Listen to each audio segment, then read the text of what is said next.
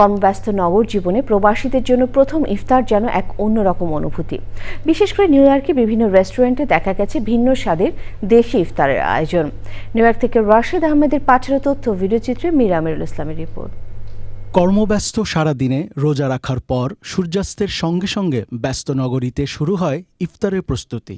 প্রবাসী বাংলাদেশি ও মুসলিম কমিউনিটির অনেকেই পরিবার ও বন্ধুদের নিয়ে ভিড় করেন দেশি রেস্টুরেন্টগুলোতে।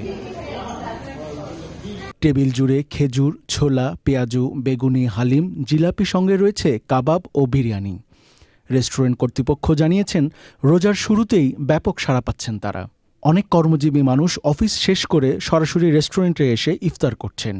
ব্যস্ত জীবনের মাঝেও এই সময়টুকু যেন একসাথে থাকার আনন্দ এনে দেয়। দেখতে পাচ্ছেন এখান থেকে শুরু করে শেষ নটা পর্যন্ত আমাদের আপনাদের জন্য আয়োজন, এবং এই আয়োজনের দুইটা জিনিস আজকের দিনের জন্য আমরা স্পেশাল করেছি, তা হলো গুড়ের জিলাপি, যেটা আমাদের কারিগর দ্বারা আমরা প্রত্যেকদিন এখানে তৈরি করব।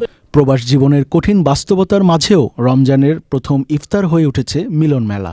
মসজিদ আবু হুরায়রার পক্ষ থেকে ইনশাআল্লাহ আমরা প্রত্যেক বছর ইফতারের ব্যবস্থা করে থাকি। এবারও তার ব্যতিক্রম না, সব মসজিদের তরফ থেকে আমরা ইফতারের ব্যবস্থা করতেছি। গত সপ্তাহে আছি বুধবারে, এখানে ঘুরছি, অনেক জায়গায় গেছি, এখানে অনেক সুন্দর। ধর্মীয় অনুভূতির পাশাপাশি এটি এখন সামাজিক বন্ধনেরও একটি গুরুত্বপূর্ণ অংশ। মীর আমিরুল আলম, চ্যানেল আই।